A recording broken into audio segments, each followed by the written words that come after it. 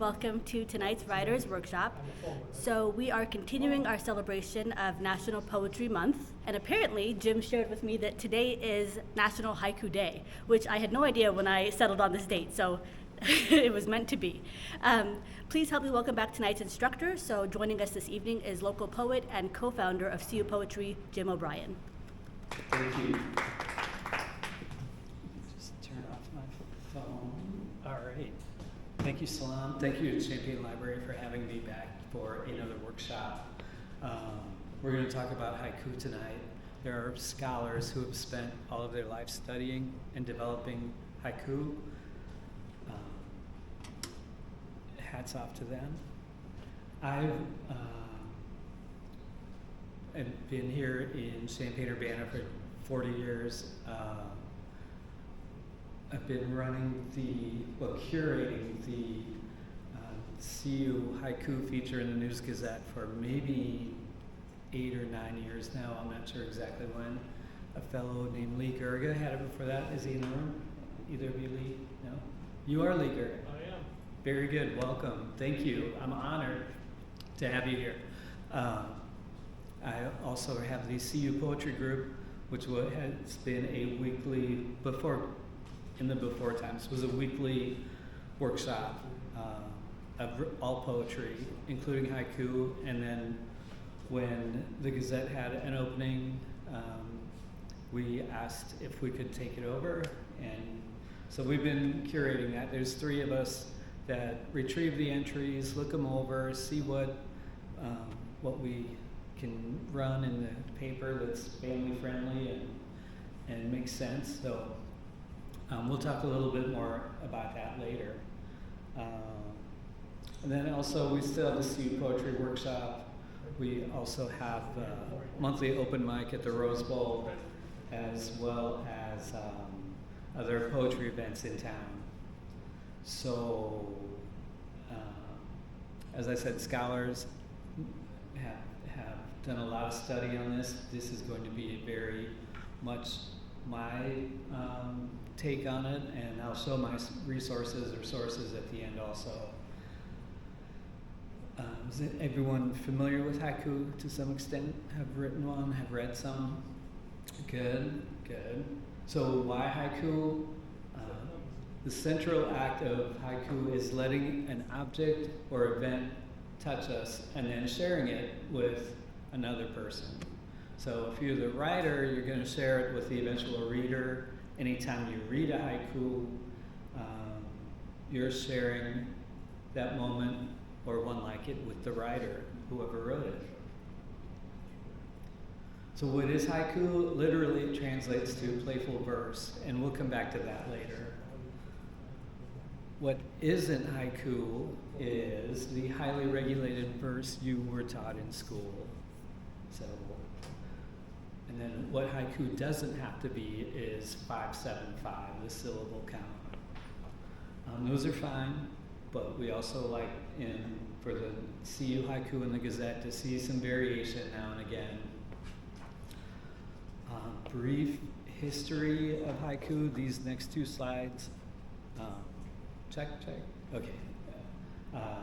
Early popular poetic form in Japan was a tanka, which was a short poem of elegance, which over time, the tanka became ringa. The tankas were 5 lines, group of 3 and a group of 2, and then ringa became when 2 people would write it. Someone would write the first 3, and then someone else would write the other 2, and eventually the 3-line upper half became very popular, and haiku was born of sorts. This is, again, a very high-level history. And then enter Matsu Basho, with a little typo there, an early ringa master who traveled in Japan, early 17th century, late 1600s. Haikus, he wanted them to be more than just playful as they were. He wanted to renovate human vision by using a bare handful of words to describe emotional, psychological, and spiritual discoveries. And that's from Jane Hirschfeld's The Heart of Haiku.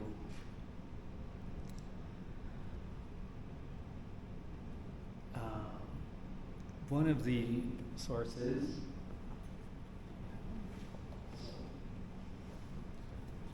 writing and enjoying haiku from right here at the Champaign Library. You'll be able to check that out later this week if you'd like, because I'm going to return it today. And these 6 rules come from there. And it's interesting, after these 6 rules, there are about 52 more in there that said, well, these used to be rules, but they're not anymore. But first, a quote from Matsu Basho: learn the rules and then forget them. And that applies pretty much to all poetry forms, but first, learn the rules. So these 6 you can kind of just roll by, and these are going to be on the handout that I have for you to take home. Write in lines that are short, long, and short. So it doesn't have to be 5, 7, 5, but it should kind of adhere to that form. Make sure the haiku has a fragment and a phrase. We usually want something that is concrete and something that's a little more abstract. Have some element of nature, although not always. Use verbs in the present tense, although not always. I'm going to hand these out while we're here. All right, how did that go? How's it gone? Still working? I'm going to start with, mine's a photo of a birthday party, and I know you can't see it from there, but this little girl's in a high chair, and there's a pink cake, and she's reaching for the candle, and brother looks away, which I almost put in there, but I didn't, because I try to keep haiku positive. There's a story in one of the sources about Basho and a student, apparently in Japan there's a beetle of some sort that's red and a bean that is also red, and the student wrote it that picking the wings off the beetle creates a pepper. And Basho said, no, turn it around. Adding wings to the pepper creates a fly. So I take that, I keep that in mind and try to not say negative things in haiku, but sometimes you have to. So anyway, I started with youngest daughter reaches for birthday candle, sister guiding hand. And then this other thing, we try to not always use a lot of gerunds, the ing words. So I revised it to youngest daughter, stretches for birthday candle, sister guides her hand. So we've got a little bit of a concrete and then a little abstraction, and that the sister, her older sister guiding her, works at a lot of different levels. She's not only keeping her from grabbing the candle, she'll ideally be guiding her through her life of sorts. Did anyone else come up with anything they'd like to share? Okay, thank you. So I got this Rockwell painting of it's obviously a husband and wife getting ready to go out, each in front of their own mirror. He's in jeans and she's in a slip. And they're both seen from the back. So I just wrote, silk slip, a whisper of moonlight. Nice. Very nice. Yes, sir. I wrote one, you can see there's a stack of nutcrackers. Nutcrackers gather, watch the ballerina spin, point shoes all on point. All on point. Very nice. Anyone else? I see that smile. I can hear it. Come on. No? Maybe Okay, Wednesday. that's fine. Cielo? No? Yes? I'm a little bit, I'm getting cliches in my head and I Yes. can't. That's write okay. it away. I have this picture, the lady in the middle and all these gentlemen surround her. And the first thing that came to my head is she's just coming into town. So just off the platform, and the next line I have in mind is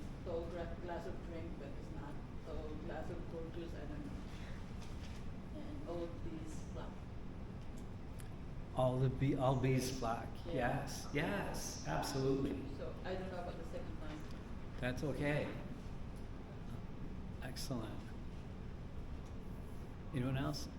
Pass. Okay.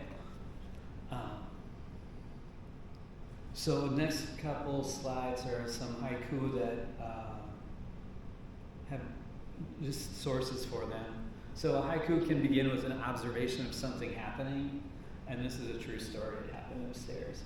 There's a woman on her way to a library workshop a couple years back, and she saw a young family out on the lawn, and the crab apples were blooming, and the father was lifting the toddler up, and she sent into the Gazette, crab apple blooms, baby lifted to the sky, blossom out of reach. So it had that fragment and a phrase. It seemed to work. And then another one just came in today and will probably be in the Gazette because we don't get a lot of submissions. So you've got a really, really good chance of getting in the paper. Haiku, so it can become be an observation of something that's going to happen. And most people have heard of the coming cicada seasons. And somebody sent this in today. 2024, 2 broods emerge together, most seasons just 1. So kind of cheating using numbers in there, but again,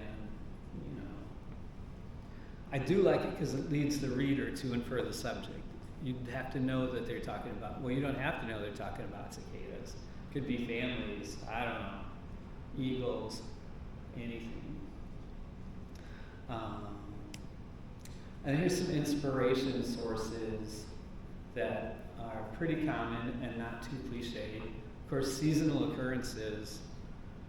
A lot of haiku have a reference to nature, and ideally it would trigger something to let the reader know what time of year it was, or what season, or what event. So it could be something like arriving migrations.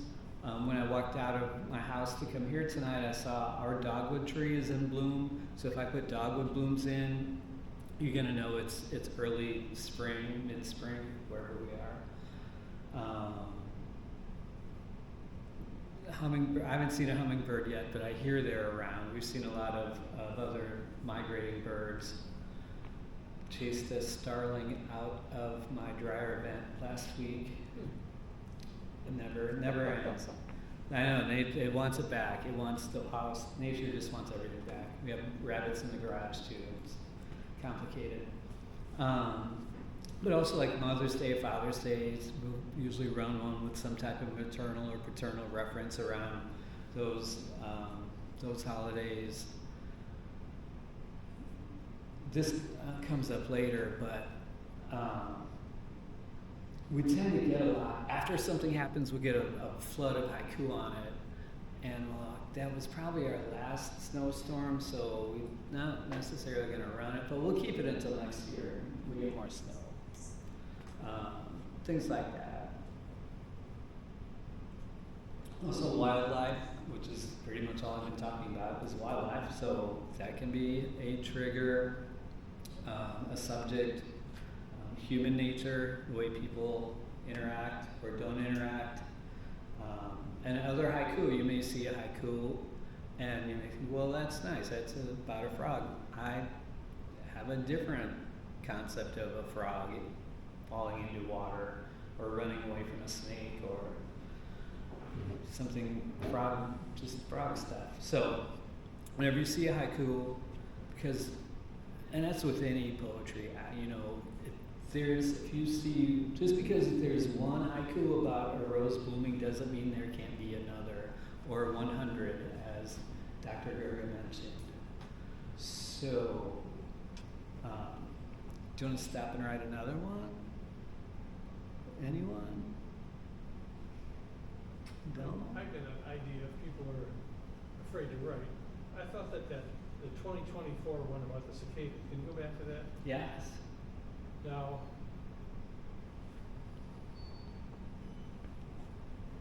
I think if you just take the first 2 lines, that you can take that to another level. For example, one of the possibilities is, how do they tell each other apart? Right? Like one is 17 years, well, I don't know what the other one is. I think So 13, yeah. then you could make the third line into something, you know, at a different level than just kind of a comment on the normal. The third line is just a comment on the normal situation, which is only one brood a year. Because that's my interpretation of it. Mm-hmm. So, might try as an exercise for everybody to write their own third line for this one. Does that sound interesting to anyone? That sounds interesting to me, for sure.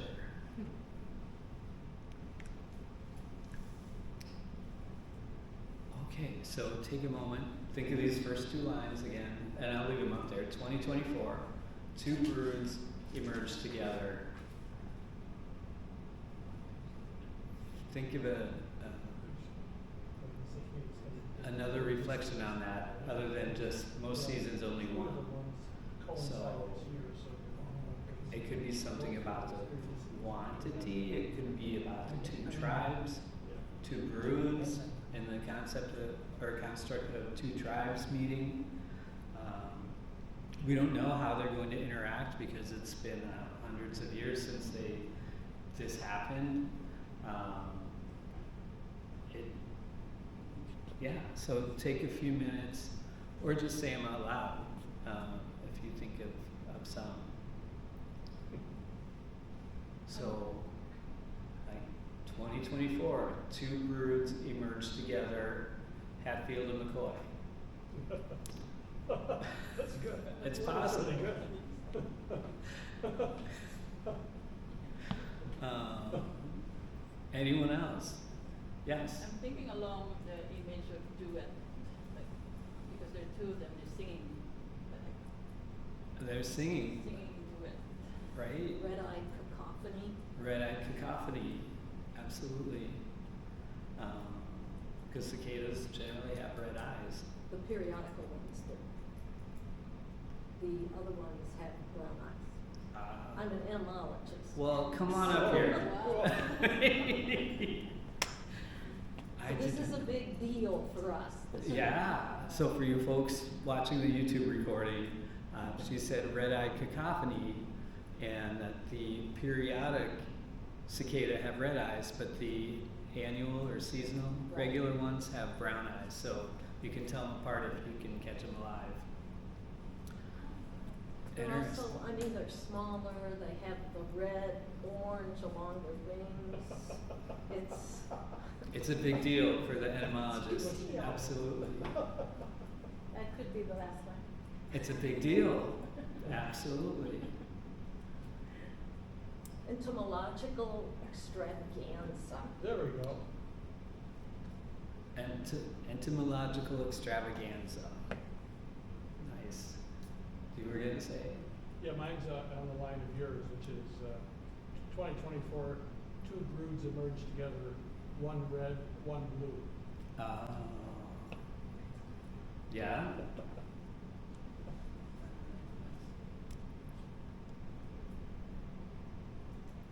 And this will go on for a part of a big chunk of the summer, couple weeks.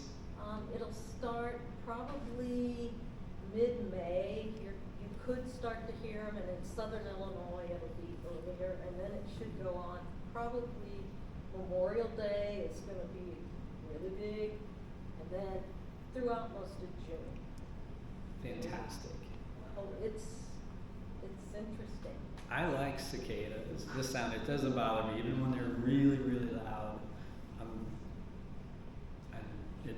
I know it's summer then, at least.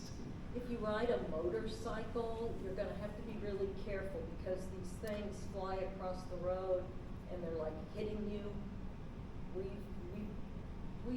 Okay, so my husband and I are kind of weird because we drive to these places to see them, and it's just, it's really cool. So that's another possible third line. 2024, two broods emerge, bikers beware. Right? There we go.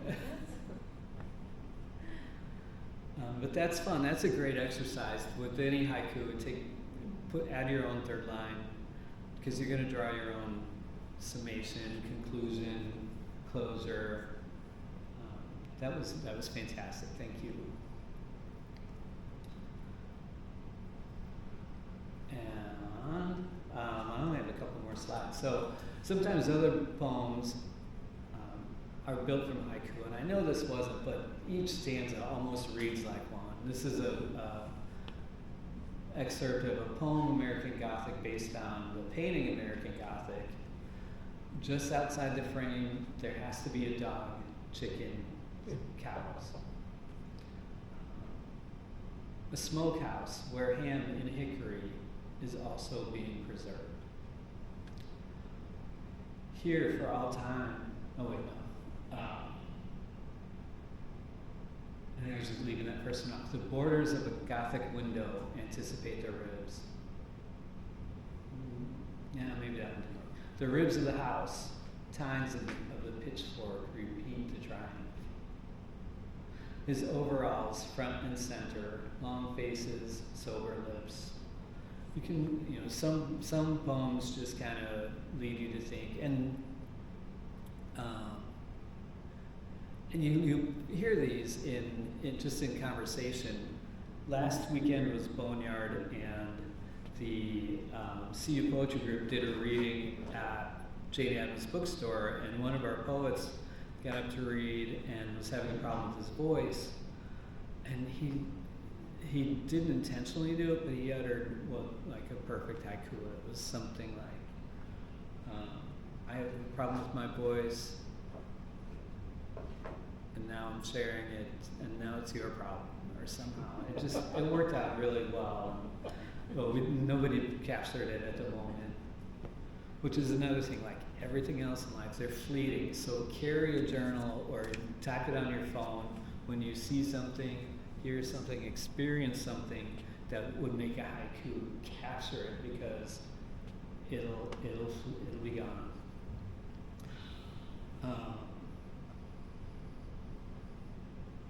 Right, and that's so when a haiku is not a haiku, but it could have been. A couple of the sources I used, the Haiku Handbook that I have at home by William Higginson with Penny Harder.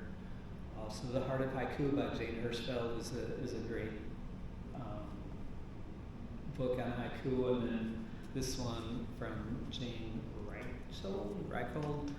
Again, I'll be returning this soon, and you can check that out if you want. With the Champaign Public Library writers workshops, these go all year round. Special poetry concentration usually in the spring, and in the fall we'll work more toward the short story and fiction contest at the end of the year. But sign up for their monthly newsletter, check the calendar on the website for all the events, and they have a YouTube channel that a lot of these wind up on, as well as the next Writers Lounge, which is May 15th. Is that going to be up at Robeson? Down here? Nice. How about this new facility? This is my first time downstairs, and I really like it. We also have I run a monthly open mic at the Rose Bowl, first Tuesday of each month. All spoken word are welcome, including haiku, so do not be afraid to bring those out. Read 1, read 10, read 10. Also, as I said earlier, we have a haiku feature in the News Gazette that's in their weekend edition. It used to be Sunday, but now they've combined their print editions. Cielo and myself and another CU poet, Ann Hart, are the 3 curators. We don't do a lot of editing unless something is really wacky and we want to run it. The directions are on that handout. You just email it with CU Haiku in the subject line. That way it'll get to all of us, and then we get together by email every Monday or so and say, what came in this week? What do you like? What can we run? What do we have to hold until next year because that event has passed? And I want to go back a few slides to that 2024 again, because Even though number 5 on that list is avoid capital letters, this came in with every word capitalized. But it didn't distract from it much, I think, at least in this context. So, I also like it says every rule, feel free to break them. So what else do you like about haiku? Who wants to talk about their experience with it, or when did you first encounter it? Was it in school, hardcore 575, no letting up?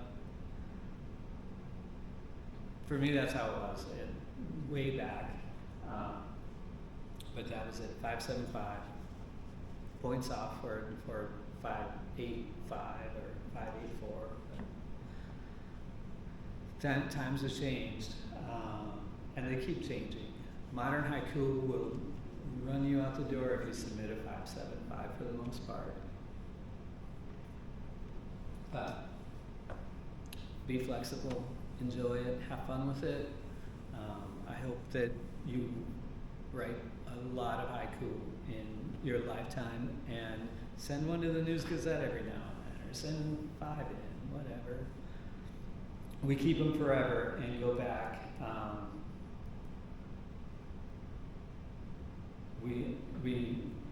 We keep them forever, pretty much, as long as Gmail will let us keep them in the mailbox. Because some weeks we don't get any in, so we'll say, well, what did we get this time last year? We've also had great support from a teacher at Holy Cross and a different teacher at Judah Christian in their poetry unit for their high schoolers. They'll have them all send one in, and that's a lot of fun. Any other questions about haiku or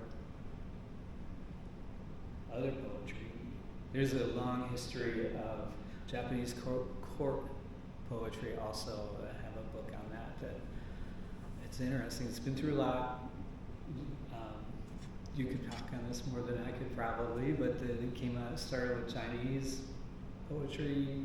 They modeled the Japanese after Chinese, and then the forms somewhat. I'd say it influenced it as far as the philosophy of poetry, but not the languages are so different. Yes. That it's Japanese poetry is definitely Japanese poetry. I have some resources I can share if you want me to do that. Sure. I'll introduce myself. I'm Lee Gerga. I'm a past president of the Haiku Society of America and former editor of the journal Modern Haiku, and currently editor of Modern Haiku Press. So if anyone would like to see what's going on in English language haiku today, here's a copy of Modern Haiku magazine, which is in its 55th year of continuous publication. So I'll just leave this on the table here if anybody wants to look at it. And one of the things we do at Modern Haiku Press is every year we publish an anthology which has 100 haiku by 100 different people. So here's we're doing the one for this year right now. Here's a copy of Haiku 2023, which has 100 poems, 100 page. Wish I could read some of these. Sure. Do you want a microphone? By Carol McMurtry, War News. I hitch up my bra straps. Mother's room. Its darkness contains a mural. Final moments. Final moments. Odors gather in single file. So this is a little different than what you see in the locked and loaded. She and he.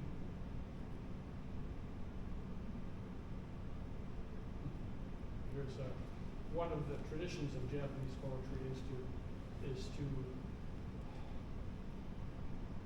write a poem that contains a reference to another poem. Here's one that's like that. Or to some, secret cove, secret cove. The sound of one halyard clapping. Winter tree, screwed it up.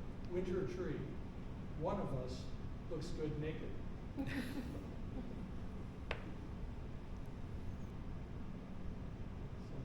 Some of them visual, so. So anyways, there's 100 of those. Good Friday, a man with no savior, alone on the pier. So I'll put this up here for people to look at if they'd like. And also, you're a library lady, right? Okay. So, That is I'm the author of Modern this Haiku book Press. called Haiku, a Poet's Guide, which I'm very happy to say is sold in 4,000 copies. And if you don't have this, I'd like to give you one. Thank you. Well, Modern Haiku, this is Modern Haiku Press, and Modern Haiku is a not-for-profit, so by giving away books, we help not make a profit. Thank you. Fantastic. And we can carry on informally, but I want to thank Solomon and Champaign Public Library and this new beautiful space, the studio in the Thank basement. you, Jim. Glad to be here. And thank you. Thank you everyone for coming. A big thank you to Jim, as always, for another great session. Just a reminder, we'll be back down here Wednesday, May 1st, and that will be the workshop Story versus Plot with local author John Milas. After that, like Jim mentioned, we'll be back down here again on the 15th for a writer's lounge, and that's just a chance to connect and network with other writers. So we hope you can make it to both. Thank you for coming. Thank you, Solomon.